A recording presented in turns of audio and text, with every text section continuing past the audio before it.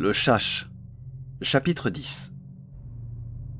Le lendemain matin, Ray se rendit au centre d'expédition situé au sud de la ville. Sur toute une série de plateaux et de coffres s'entassaient les produits régionaux. Les fardiers se dirigeaient en ferraillant au point de chargement. Les conducteurs, en sueur, l'injure à la bouche, se faisaient de sournoises queues de poisson pour être mieux placés sans se soucier de la poussière, des odeurs, des protestations des bêtes, des doléances des chasseurs et des exploitants dont la bousculade mettait la marchandise en péril. Il y avait des chariots conduits par 2 hommes, 2 rouliers ou un roulier et son aide. Mais à bord de certains, il n'y en avait qu'un seul. Ray s'approcha d'un conducteur solitaire. « Tu fais une livraison à Dadish aujourd'hui » demanda-t-il. Le charretier, un petit homme maigre aux yeux noirs dont le visage semblait se réduire à un nez et un front étroits, acquiesça d'un air méfiant.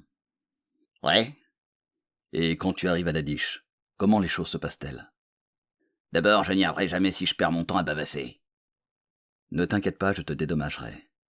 Comment procèdes-tu ?»« Je me rends au quai de déchargement. Les veilleurs vérifient que je suis en règle. Le préposé me donne un reçu. Je passe la barrière et on me donne des sequins ou un récépissé selon que je ramène de la marchandise ou pas. Si je dois en rapporter, je vais avec mon récépissé à la fabrique ou à un magasin indiqué. Je charge et je rentre à Péra. Donc une fois passé l'enceinte de Dadish, tu peux aller où bon te semble sans restriction. Mais pas du tout. Des restrictions, il y en a. Les chaches n'aiment pas que des chariots se promènent le long de la rivière où il y a leur jardin. Ils veulent pas non plus qu'on se balade au sud de la ville, près de l'esplanade, où, paraît-il, les dire font des courses de chars. Et ailleurs, il n'y a pas d'interdiction. Le roulier, plissant les yeux, étudia Race derrière l'imposant promontoire de son nez. Pourquoi tu me poses toutes ces questions ?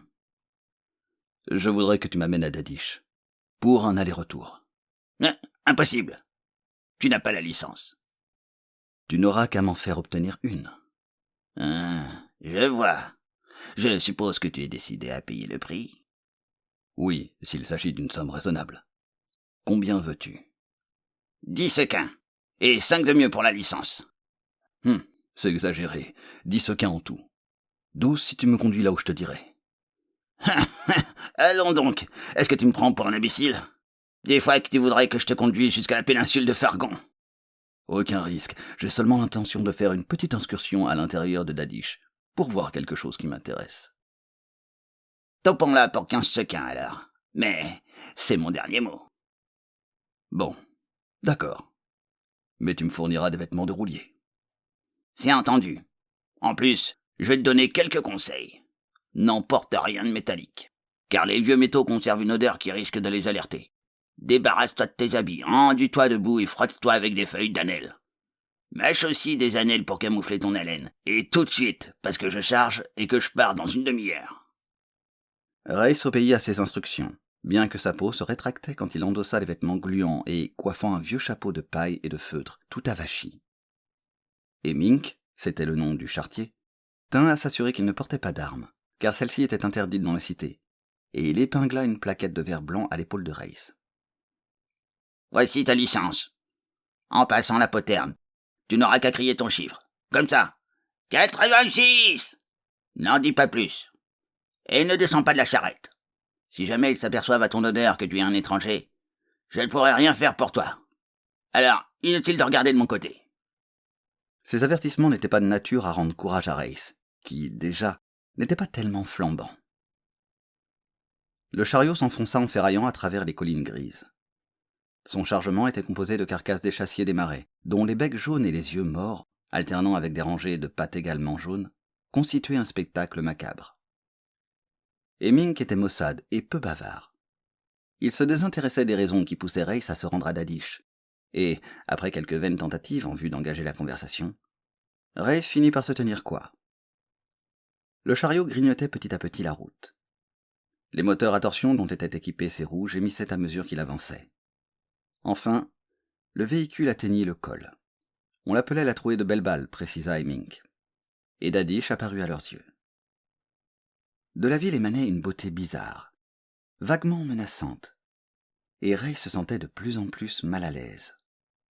En dépit de ses vêtements crasseux, il n'avait pas l'impression de ressembler aux autres rouliers, et il en était réduit à espérer que son odeur fût celle d'un simple charretier. Et il y avait le problème des Mink. Pouvait-on se fier à lui? Race l'examina à la dérobée. C'était un petit homme sec comme un fouet, à la peau couleur de cuir bouilli, un nez et un front qui prenaient le pas sur tout le reste, une petite bouche pincée.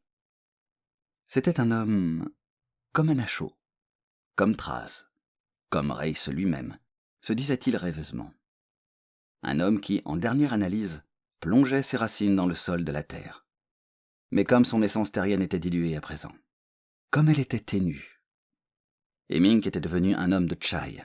Son âme était conditionnée par le paysage de Chai, par son soleil d'ambre, par son ciel de bronze, par les tonalités riches et feutrées de Chai.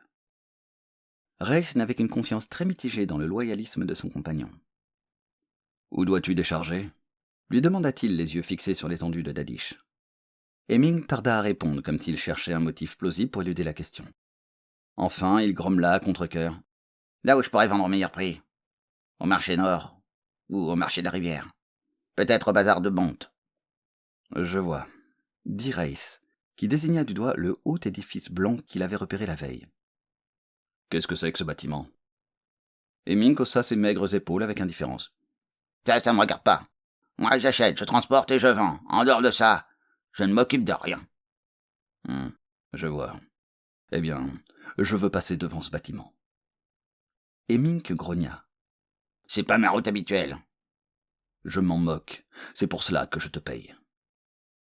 Le roulier poussa un nouveau grognement et se tut. Enfin, il reprit la parole. « D'abord, je dois aller au marché nord pour connaître leurs tarifs. Après, on ira au bazar de Bonte. Comme ça, nous passerons devant ton bâtiment. » Ils descendirent la colline, traversèrent un terrain nu où s'entassaient détritus et immondices, puis pénétrèrent dans un jardin où poussaient des buissons verts et duveteux, ainsi que des cycas mouchetés de noir et de vert. Devant eux se dressait l'enceinte extérieure de Dadish, un mur de 9 mètres de haut, fait d'un matériau artificiel d'un brun lustré. Les chariots venant de Pera étaient examinés par un détachement d'hommes chaches, en pantalons violines et chemises grises, coiffés d'un grand chapeau pointu en feutre noir. Ils étaient munis d'armes légères et de longues baguettes minces avec lesquelles ils sondaient les chargements. « Pourquoi font-ils ça ?» demanda Race en les voyant enfoncer leurs instruments avec une fausse nonchalance dans les ballots entassés sur le véhicule qui précédait le leur. « Pour empêcher les châches verts de s'introduire clandestinement dans la ville. Il y a 40 ans, une centaine de vers y ont pénétré, cachés sous des marchandises. Il y a eu un grand massacre avant qu'ils soient tous exterminés. C'est que les châches bleus et les châches verts sont ennemis mortels. Rien ne fait plus plaisir aux uns que de répandre le sang des autres. » Que devrais-je répondre s'il m'interroge ? Hemink eut un haussement d'épaule. « C'est ton affaire. S'ils me posent des questions, je leur dirai que tu m'as payé pour que je t'emmène à Dadish. C'est la vérité, n'est-ce pas? Alors, tu n'auras qu'à leur expliquer ta propre vérité, si tu l'oses. Quand j'annoncerai mon numéro, tu crieras le tien. » Race eut un sourire amer, mais ne répliqua pas.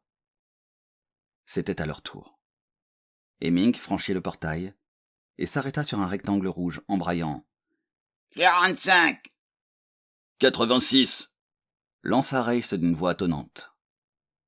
Les hommes chaches s'avancèrent, plongèrent leurs baguettes dans le tas de carcasses, et l'un d'entre eux fit le tour de la charrette.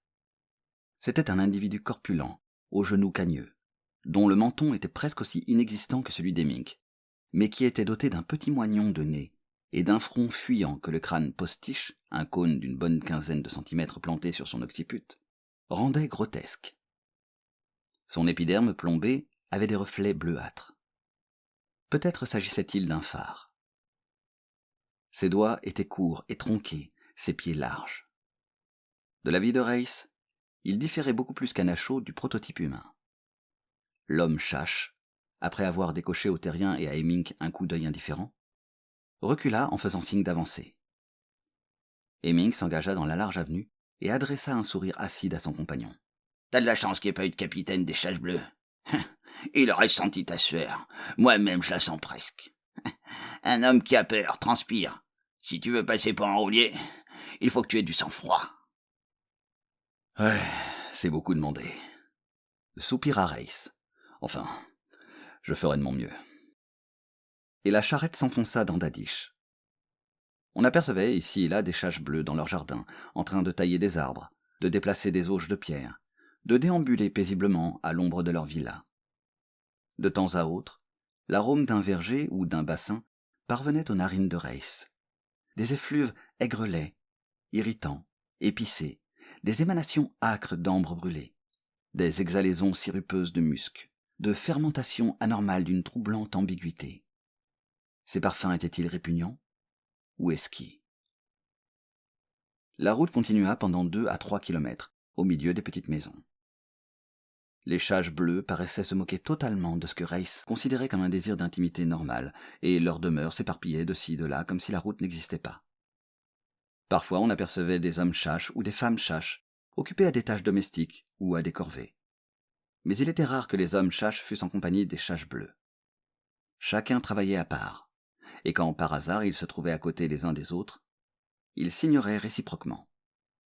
Hemming ne faisait ni commentaire ni remarque. Quand Race manifesta son étonnement devant l'indifférence des chages bleues, qui ne paraissaient pas voir les chariots, le roulier mit un reniflement tout à la fois ironique et méprisant. « Ouais, ne t'y trompe pas, si tu crois qu'ils s'en désintéressent. Essaye donc de descendre et d'entrer dans une maison. Ils t'épingleront en 2 temps 3 mouvements, et tu te retrouveras dans leur gymnase pour participer à leur petit jeu. Les rusés gredins, ils sont aussi cruels qu'ils sont burlesques, impitoyables et sournois. Es-tu au courant de ce qu'ils ont fait à ce pauvre Foster Radjan, le roulier? Il avait mis pied à terre, poussé par un besoin naturel. Et évidemment, c'était de la folie noire. Cela ne pouvait que les irriter. Après lui avoir lié les pieds, ils l'ont mis dans une cuve pleine d'immondices putrides. Il en avait jusqu'au menton. Et ça puait. Au fond, il y avait une valve.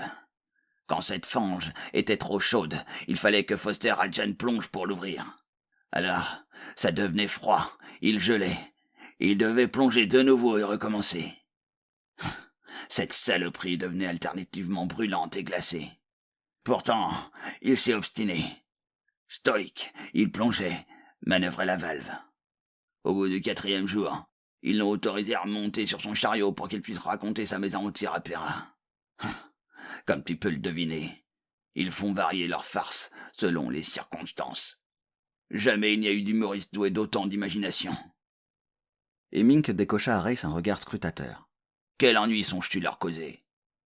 Je suis capable de prévoir avec une certaine précision la manière dont ils réagiront. Je n'envisage pas de leur causer le moindre ennui. Simplement, je suis curieux et j'ai envie de voir comment vivent les chages bleues. Ils vivent comme des fous facétieux. Je parle en me plaçant du point de vue de ceux qui leur cherchent noise. J'ai entendu dire qu'une de leurs plaisanteries favorites consiste à opposer un brave chage vert à un fung. Et s'ils ont de la chance de capturer un dirdir et un pnum, ils les obligent à jouer de grossières farces antiques. Tout cela pour s'amuser, bien sûr. S'ennuyer est la chose que les chages bleus détestent le plus au monde. Je me demande pourquoi il n'y a pas une grande guerre. Une guerre à outrance. Les dirdirs ne sont-ils pas plus forts que les chages bleues? Bien sûr que si.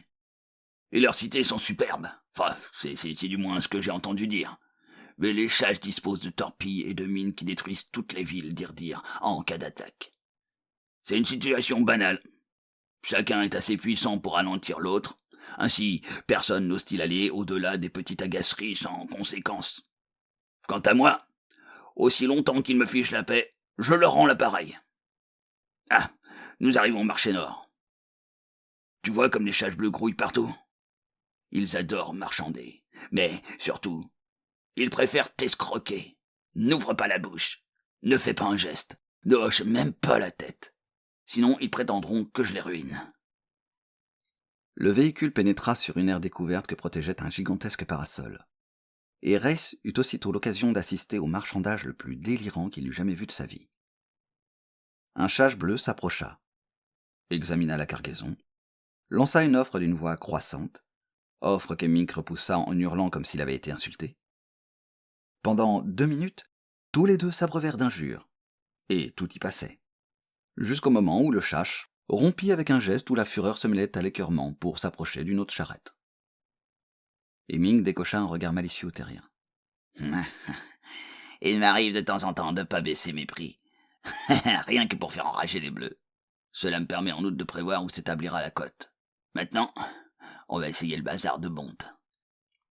Ray se retint de rappeler à Hemming le grand édifice ovale. Le rusé charretier n'avait rien oublié. Le véhicule démarra et s'engagea en direction du sud sur une route parallèle au fleuve, bordée de jardins et de résidences. À gauche s'égrenaient de petits dômes et des appentis entourés d'arbres peu fournis, des terrains vides où des enfants nus jouaient dans la poussière.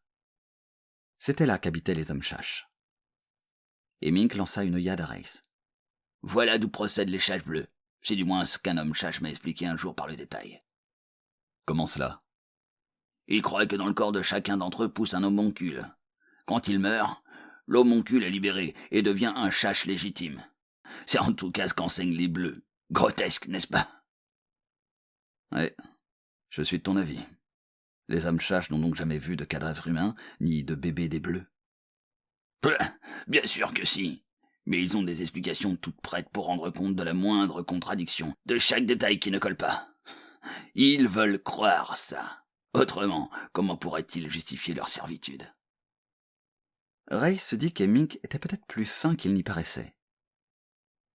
Pense-t-il que les Dirdirs sont issus des hommes Dirdirs et les Wank des hommes Wank ?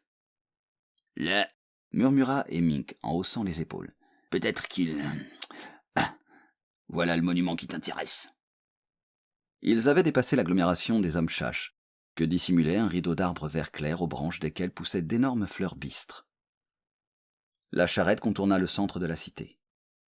Maintenant, elle suivait une avenue le long de laquelle s'alignaient les édifices publics ou administratifs, assis sur des arcades à la courbure peu accentuée, et coiffés de toits formant une succession de surfaces convexes aux courbes variées. En face se dressait le vaste bâtiment, qui abritait le vaisseau spatial. Du moins, Race le croyait-il. Il avait les dimensions d'un terrain de football, des murs bas et un ample toit semi-ellipsoïdal. Un véritable tour de force architectural. Sa finalité n'était pas manifeste. Des portes en étaient peu nombreuses, et leur étroitesse en interdisait l'entrée aux véhicules lourds.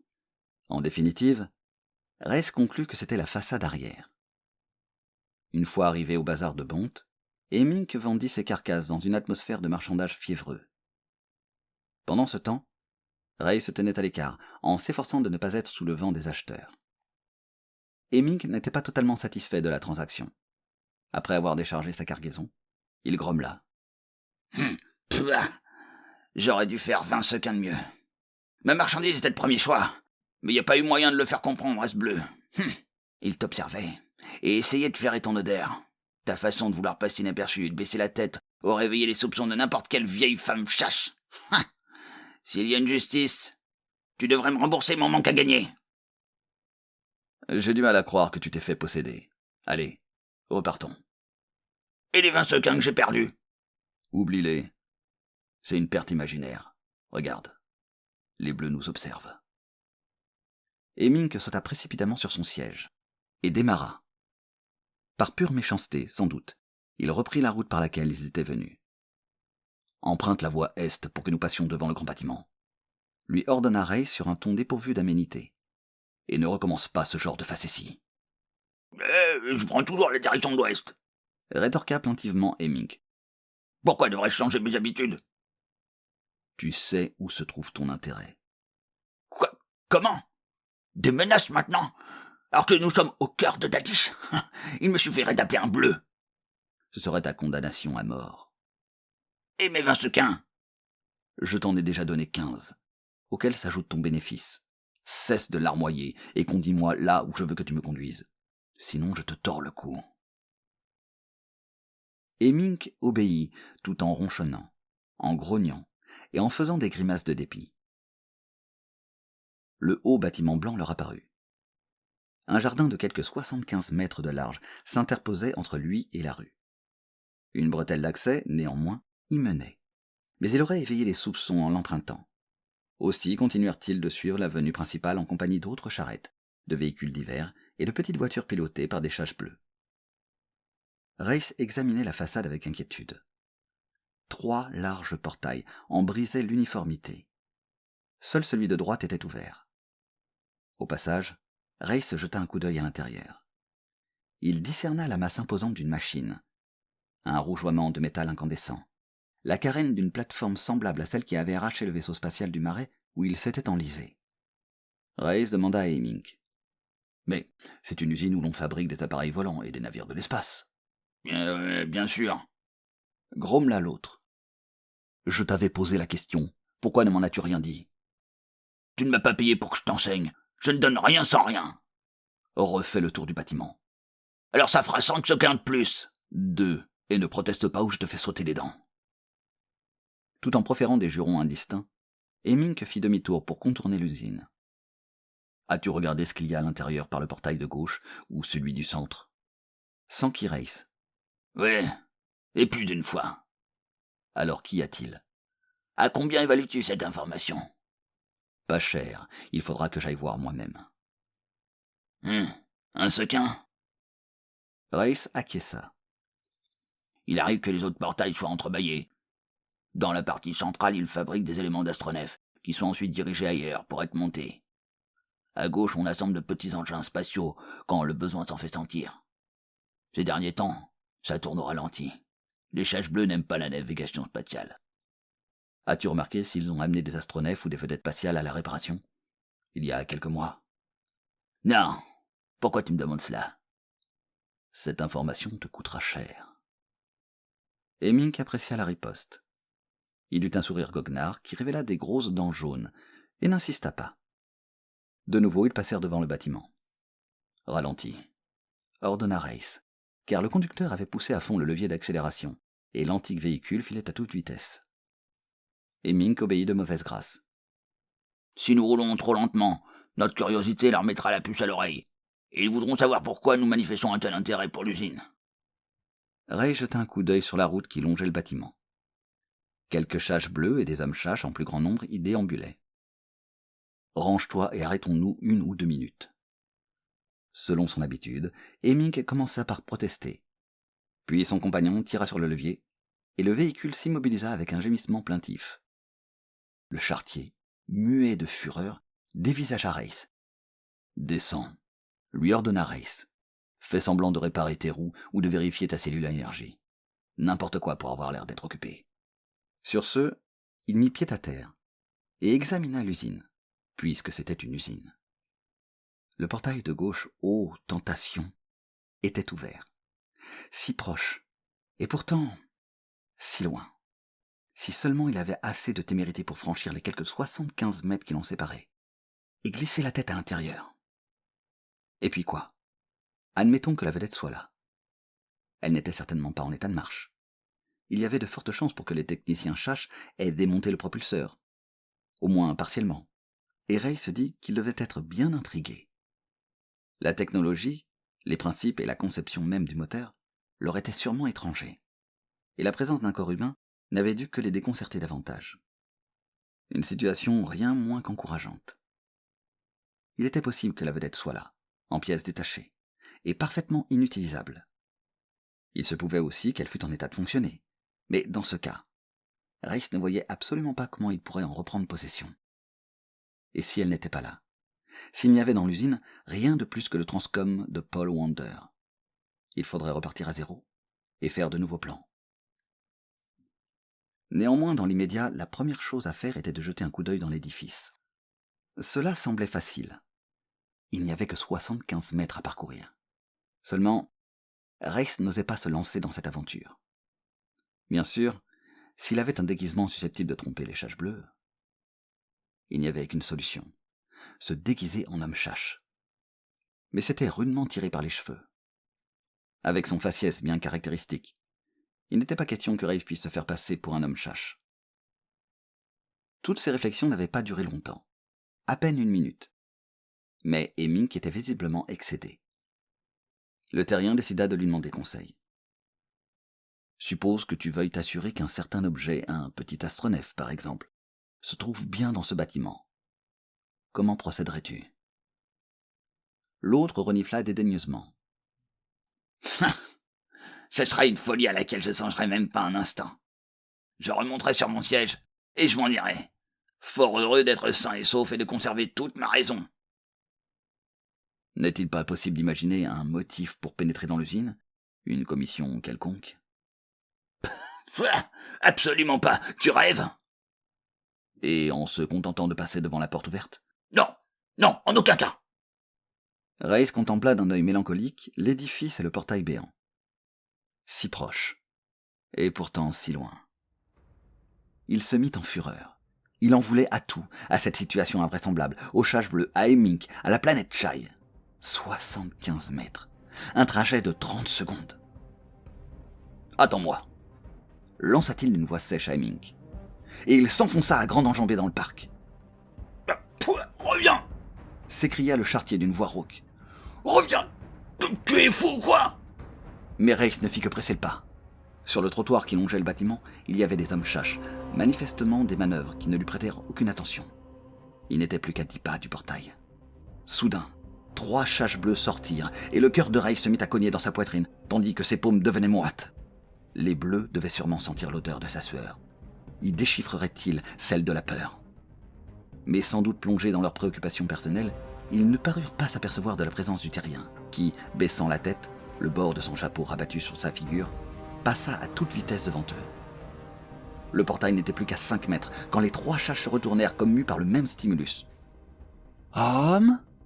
Où aller ?» bredouilla l'un d'eux d'une voix précieuse, produite par un organe qui n'avait rien à voir avec les cordes vocales. Ray s'arrêta et sortit l'explication à laquelle il avait pensé en chemin. « Je viens chercher des déchets de métal. »« Des déchets de métal ?» On m'a dit qu'il y en avait dans une boîte à côté du portail. « Ah ?» suivi comme un bruit de soufflet que Ray fut incapable d'interpréter. « Pas de déchets de métal !» Un second chash murmura quelque chose sur un ton contenu, et tous 3 émirent un sifflement qui correspondait au rire humain. « Des déchets de métal ! Tiens, pas à l'usine, là-bas. Le bâtiment plus loin, tu vois. Déchets de métal, là-bas. » « Merci, » dit Race, « mais je vais quand même jeter un coup d'œil. » Il franchit les derniers mètres qui le séparaient du portail. Celui-ci s'ouvrait sur un vaste hall bruissant de vrombissements mécaniques, qui sentait l'huile, le métal et l'ozone. On était en train de procéder au montage d'une plateforme volante. Des chash bleus et des hommes chash travaillaient côte à côte sans aucune discrimination de caste, comme dans n'importe quelle usine, n'importe quelle fabrique terrienne. Des établis, des casiers et des bacs s'alignaient le long des murs. Au centre se dressait un objet cylindrique qui était visiblement l'ébauche d'un astronef de taille moyenne.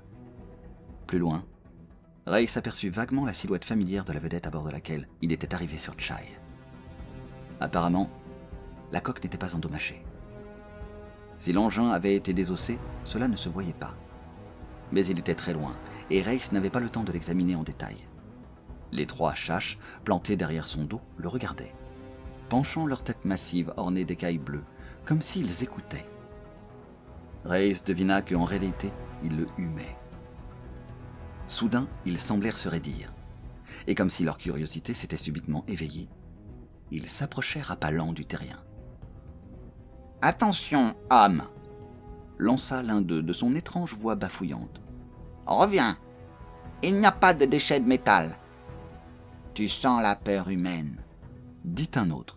« Tu sens de bizarres substances. »« C'est une maladie, » rétorqua Race. Le 3e prit la parole. « Tu as la même fumée qu'un homme aux vêtements insolites que nous avons trouvé dans un astronef insolite. Il émane de toi quelque chose de factice. Pourquoi es-tu venu ici? Pour le compte de qui fais-tu de l'espionnage? » Je ne fais pas d'espionnage, je suis roulier, il faut que je rentre à Pera. Pera est un nid d'espions. Le moment est peut-être venu d'en ratisser la population. Où est ton char? Tu n'es pas venu à pied. Race commença à s'éloigner. Là-bas, sur l'avenue. Il tendit le bras, et la consternation se peignit sur son visage. Hemmink et la charrette n'étaient plus là. « Ma carriole !» s'exclama-t-il. « On l'a volée! Qui l'a prise ?» Et après un salut hâtif au chash stupéfait, il se précipita vers le parc qui séparait les 2 routes. Il fit halte derrière une haie de plantes blanches, d'aspect duveteux, hérissée d'espèces de plumets d'un gris verdâtre, pas du tout rassuré. L'un des bleus avait fait quelques pas en courant, et était en train de braquer un instrument sur les buissons. Un autre jetait des mots précipités dans un micro portatif. Le 3e, devant le portail, examinait l'astronef comme pour vérifier qu'il était toujours à sa place. Quel travail! Soliloquait Race. J'ai tout saboté. Dans quel pétrin je me suis fourré! Il se prépara à repartir, mais se figea sur place. Un détachement d'hommes chaches en uniforme gris et pourpre débouchait sur la route menant à l'usine, chevauchant des motocyclettes surbaissées. Les chaches bleues leur donnèrent quelques brèves directions en désignant les taillis du doigt. Race ne tergiversa pas davantage. Il s'élança en courant vers l'avenue. Un chariot chargé de paniers vides passait par là. D'un bond, Race empoigna la ridelle arrière, se hissa à bord et se dissimula sous l'amoncellement des paniers sans attirer l'attention du conducteur. Une douzaine de motos fonçant à toute vitesse dépassèrent le véhicule dans un furieux chuintement de moteurs électriques. Quelle était la mission de ces motards? Établir un barrage ou renforcer la garde aux portes de la ville? Peut-être les deux, songea Race. Comme Hemming l'avait prédit, l'aventure était sur le point de se solder par un fiasco complet. Il était peu probable que les chaches bleues utiliseraient le terrien pour leur ignoble divertissement. Ils préféreraient lui arracher des renseignements. Et alors, au mieux, Race serait privé de sa liberté d'action. Et au pire, mais à quoi bon y penser? Le chariot avançait à bonne allure, mais le passager clandestin ne se leurrait pas. Il n'avait aucune chance de franchir les portes de la cité. Aussi, quand il fut à proximité du marché nord, il sauta à terre et se cacha aussitôt derrière un édifice bas et allongé, fait d'une sorte de béton blanc et poreux, qui devait être un magasin ou un entrepôt. Comme son champ d'observation était limité, il escalada un mur et de là sauta sur le toit. À présent, il voyait toute l'avenue jusqu'à la poterne. Et il constata que ses craintes étaient fondées. Une multitude d'agents de la sécurité en tenue gris et pourpre vérifiaient avec soin tous ceux qui se présentaient à l'octroi. S'il voulait quitter la ville, Race allait devoir prendre un autre itinéraire. Le fleuve? Évidemment, il pourrait attendre la nuit et se laisser porter par le courant, sans risque de se faire remarquer. Mais Dadish s'étirait sur 30 bons kilomètres le long de la rive. Il fallait compter en outre avec les demeures et les jardins des chaches bleues qui la prolongeaient. De plus, Race ignorait quelles créatures habitaient le fleuve. Si elles étaient aussi malfaisantes que les autres formes de vie qui peuplent Chai, il n'avait aucune envie de faire leur connaissance. Un faible bourdonnement attira son attention. Il leva les yeux et tressaillit à la vue d'un aéroglisseur qui passait dans le ciel à moins de 100 mètres de lui, avec à son bord des chaches bleues accoutrées d'espèces de casques ressemblant à des antennes de gigantesques papillons. Race eut immédiatement la certitude d'avoir été repéré, et il supposa que ces antennes étaient des sortes d'amplificateurs olfactifs auxquels on recourait pour le détecter. Mais le véhicule aérien poursuivit imperturbablement sa route, et Race lâcha un profond soupir. Ses craintes semblaient vaines. Mais alors, qu'étaient donc ces grandes antennes? Des ornements cérémoniels? Une parure? Je ne le saurais sans doute jamais, se dit-il en scrutant le ciel. Mais il n'y avait pas d'autre engin volant. Se mettant à genoux, il examina encore une fois les alentours. Le marché nord se trouvait un peu à sa gauche, derrière un rideau d'Adarak aux feuilles persistantes. De blancs auvents de ciment, des disques suspendus au-dessus du sol, des écrans de verre, des silhouettes qui allaient et venaient, vêtues d'habits aux couleurs ternes, noir, bleu ou rouge, des écailles aux reflets métalliques. Le vent, soufflant du nord, était chargé d'odeurs multiples. Relents d'épices, effluves et grelets de légumes, odeurs de viande cuite, fermentée ou marinée, de levure, de moisie. À droite s'étendaient les jardins où s'éparpillaient les cabanes des hommes chaches. Plus loin, une grande bâtisse qu'isolait une haute haie d'arbres noirs était adossée à un mur. Ce mur, peut-être Race pourrait-il le franchir s'il parvenait à atteindre le toit de l'édifice. Il leva les yeux vers le ciel. Pour tenter le coup, le moment le plus favorable serait la tombée de la nuit. 2 ou 3 heures à attendre. Race redescendit et se mit à réfléchir. Les chaches bleues à l'odorat si sensible n'allaient-ils pas le suivre à la trace comme des chiens de chasse? L'hypothèse n'était pas absurde, et, si elle s'avérait exacte, il n'avait pas de temps à perdre. Il descendit et chercha 2 morceaux de bois qu'il fixa à ses pieds, puis s'éloigna prudemment à longue enjambée. Il n'avait pas parcouru 50 mètres qu'il entendit du bruit derrière lui et se hâta de se mettre à couvert. Quand il jeta un coup d'œil à travers les interstices du feuillage, il constata que son intuition ne l'avait pas trompé, et qu'elle lui était arrivée au moment opportun. 3 hommes chaches, portant l'uniforme gris et pourpre des agents de la sécurité, étaient debout près de l'édifice, en compagnie de 2 chaches bleues.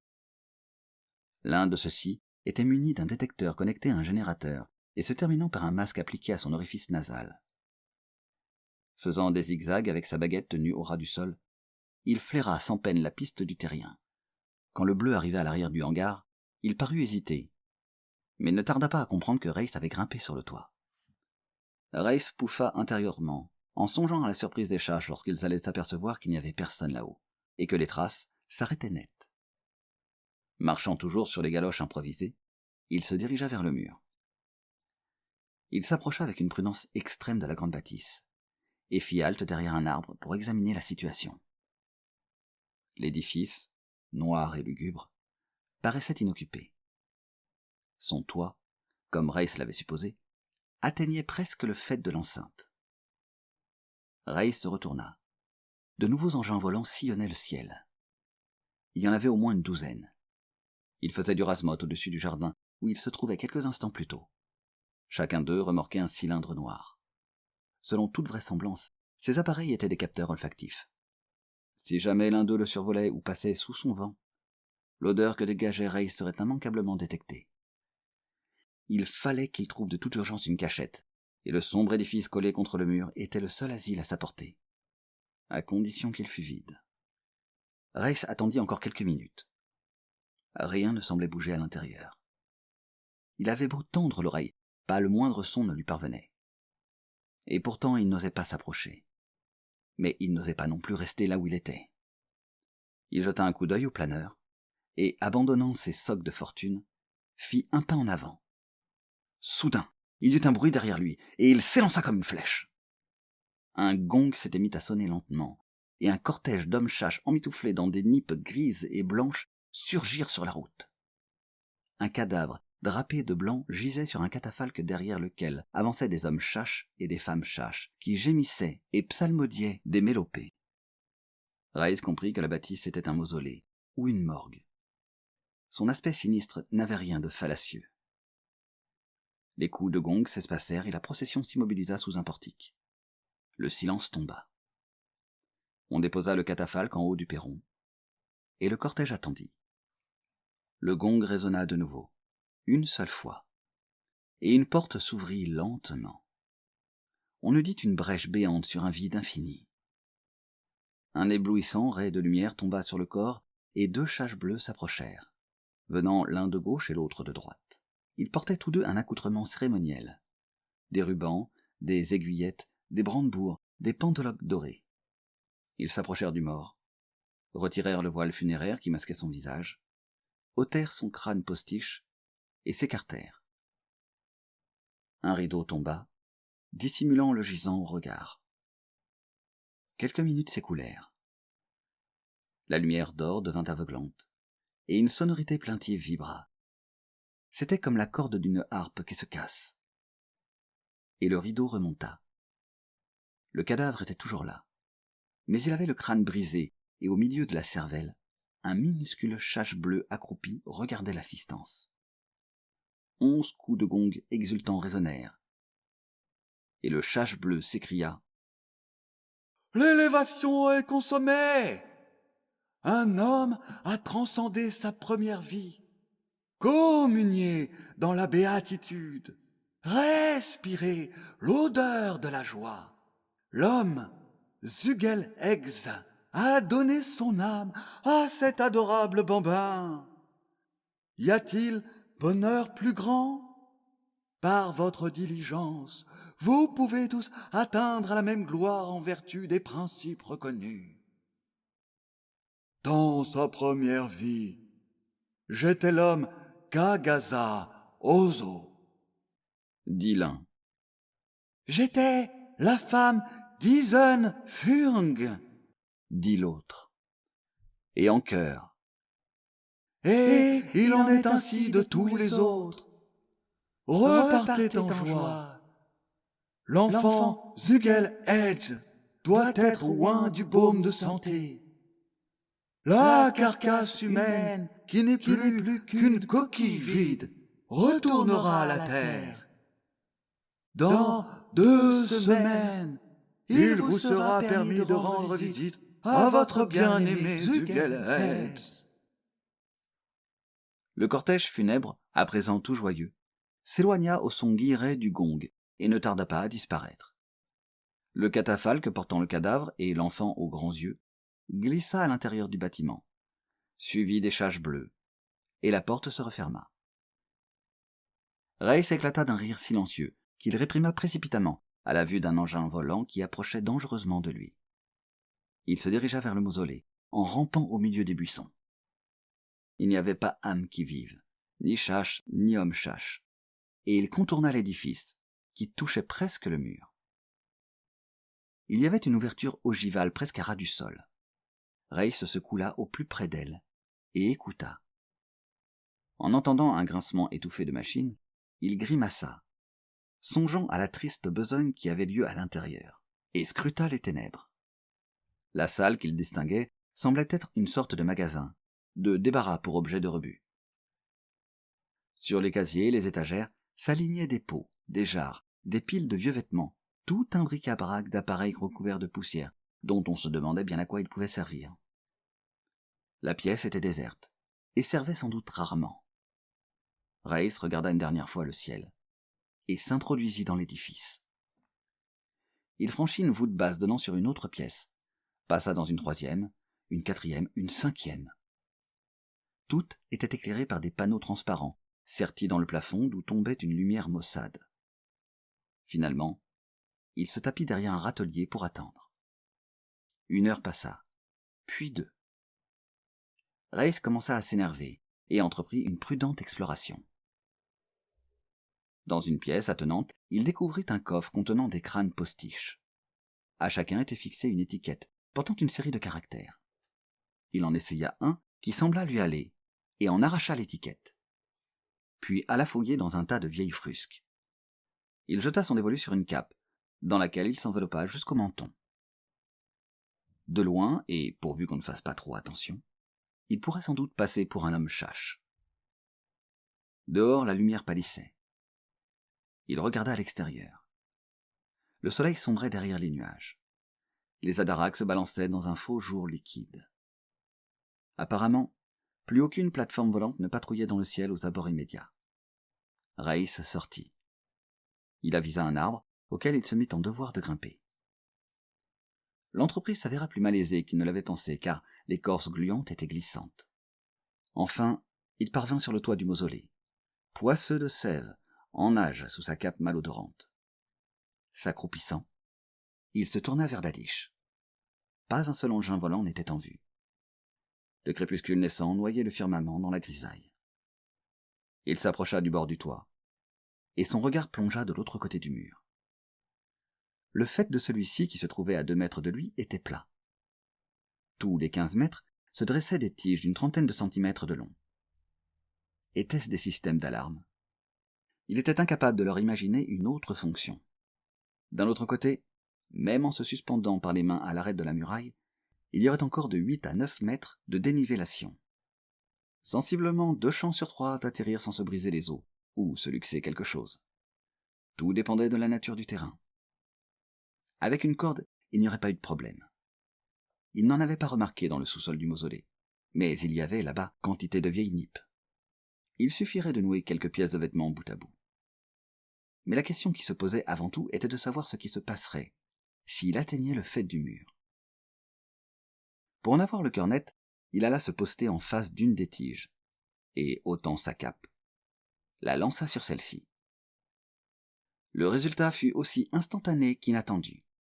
De toutes les tiges jaillirent des traits de feu, et la cape s'embrasa.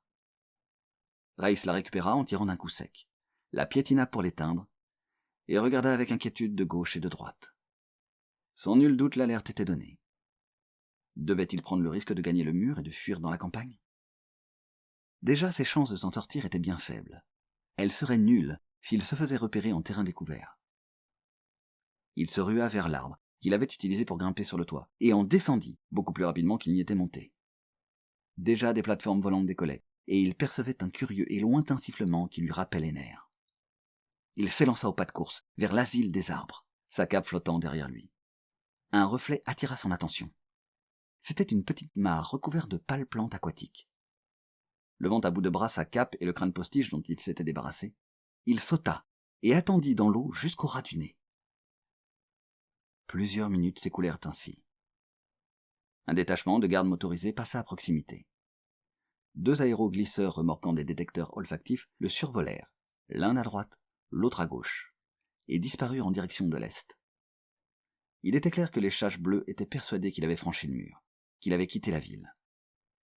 S'il ne se trompait pas, et si ses poursuivants finissaient par conclure qu'il avait fui dans les montagnes, cela améliorait considérablement ses chances. Soudain, il prit conscience que quelque chose bougeait au fond de la mare. Quelque chose de musclé, dont les mouvements étaient volontaires. Une anguille, un serpent d'eau, une tentacule. D'un bond, Race regagna la terre ferme. Un remous agita la surface de l'eau. Une forme apparut à l'air libre et émit un son qui ressemblait à un reniflement dégoûté. Race, serrant contre lui la cape et le crâne postiche, ruisselant, s'éloigna, tournant le dos au mausolée. Il parvint à un petit chemin qui s'insinuait entre les maisons des hommes chaches. Dans la nuit, elles paraissaient closes sur elles-mêmes, comme des prisons. Leurs fenêtres étaient exiguës, et les plus basses se trouvaient à près de 2 mètres du sol. De certaines d'entre elles sourdait une lumière jaune et tremblotante, comme si des lanternes étaient allumées, ce qui ne manqua pas d'étonner Race.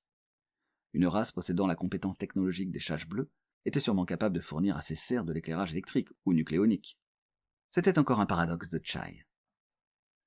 Non seulement ses vêtements trempés lui irritaient la peau, mais en outre, il sentait abominablement mauvais. Ce qui, somme toute, était un avantage. Cela pourrait masquer sa propre odeur, pensa Race. Il coiffa le crâne postiche, revêtit sa cape, et poursuivit sa route en direction de la poterne de la ville. Il avait les jambes ankylosées, et son allure était lente. Dans le ciel obscur ne brillait ni hase ni brase, et ce chemin écarté était chichement éclairé. Apercevant 2 hommes chaches, Race baissa la tête, arrondit les épaules, et accéléra l'allure. Les passants ne le gratifièrent même pas d'un coup d'œil. Quelque peu encouragé, il déboucha bientôt sur l'avenue centrale. La poterne n'était qu'à 200 mètres. De hauts lampadaires la baignaient d'une éblouissante lueur jaune. 3 gardes en uniforme étaient encore là. Mais leur apathie et leur nonchalance manifeste persuadèrent Race qu'il avait vu juste. Les chaches bleues croyaient qu'il s'était évadé de Dadish. Hélas, il se trompait. Que faire? Continuer d'avancer d'un pas de flâneur jusqu'à la poterne, et s'élancer ventre à terre pour se volatiliser dans les ténèbres? Les plateformes volantes surgiraient aussitôt, sans compter les patrouilles motorisées. Avec ses oripeaux puants, pas de cachette possible, à moins de se déshabiller entièrement et de courir tout nu dans la nuit. Race, découragé, poussa un soupir. Soudain, il avisa une taverne au rez-de-chaussée d'une haute bâtisse. Derrière les fenêtres basses, palpitaient des lueurs rouges et jaunes. On entendait des voix rauques et, de temps à autre, un éclat de rire tonitruant. 3 hommes chaches s'avancèrent en titubant. Leur tournant le dos, Race colla son visage à la fenêtre. C'était un estaminet obscur qu'éclairait seulement le feu qui brûlait dans l'âtre et les lumignons jaunes que l'on trouvait partout à Dadish. Une douzaine d'hommes chaches, les traits grimaçants et contrefaits sous leurs grotesques crânes postiches, attablés devant des pots de grès, échangeaient des plaisanteries graveleuses avec quelques femmes chaches. Ces dernières, vêtues de robes noires et vertes, leurs faux crânes agrémentés de paillettes et de rubans, arboraient un nez fardé d'un rouge éclatant. Le spectacle était sinistre. Et pourtant, il mettait en évidence l'humanité fondamentale des hommes chaches. Les composantes universelles de la fête étaient réunies. Les boissons émoustillantes, les femmes rieuses, la camaraderie. À ceci près que ces ingrédients étaient bien ternes chez les hommes chaches. 2 autres passants croisèrent Ray sans réagir. Jusque-là, son déguisement s'était montré efficace. Mais le terrien ne savait pas s'il résisterait à un examen plus attentif. À pas lents, il s'approcha de la poterne, mais s'arrêta à une 50aine de mètres d'elle. N'osant aller plus loin, il se glissa entre 2 bâtiments et s'installa de façon à pouvoir surveiller le portail. Les heures succédèrent aux heures. Le vent tomba, et l'air se rafraîchit. Les senteurs des bosquets de Dadish montaient à ses narines. Il s'assoupit. Quand il se réveilla, Az brillait derrière des adaraks alignés comme des sentinelles. Il changea de position, grogna, se massa la nuque. La puanteur montant de ses vêtements, encore humides, était répugnante. 2 des gardes n'étaient plus là. Le 3e avait l'air de somnoler debout. Dans leur guérite, les vigiles contemplaient la campagne d'un air morose. Ray se rencogna dans sa cachette. Le ciel s'éclaircit à l'est.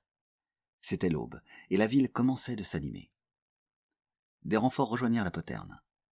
Des groupes entraient et sortaient, échangeaient des informations. 1 heure plus tard, commencèrent à arriver les charrettes de Pera. La première, tirée par 2 puissantes bêtes de trait, apportait des barils de condiments et de viande marinée, dont l'odeur était si puissante que, par comparaison, celle de Reis faisait l'effet d'un parfum. 2 personnes étaient assises sur le siège, et Mink, plus revêche, plus boudeur et plus renfrogné que jamais, et Traz. « 45 » cria Mink. 101 lança Traz. Les gardes s'approchèrent, comptèrent les fûts, inspectèrent la charrette, et ordonnèrent à Mink d'avancer. Quand le véhicule passa à sa hauteur, Reis sortit de sa cachette et marcha à ses côtés. « Traz !» L'adolescent baissa les yeux et poussa un petit cri joyeux. « Ah ! Je savais que tu étais encore vivant !»« Tout juste. Est-ce que je ressemble à un homme chache ?»« Pas énormément. Remonte ta cape sur ton menton et cache ton nez. Quand nous reviendrons du marché, accroche-toi à la patte avant droite de la bête de droite. » Reis se coula dans un petit recoin, à l'abri des regards, tandis que la charrette s'éloignait en direction du marché. 1 heure plus tard, elle réapparut, avançant au pas.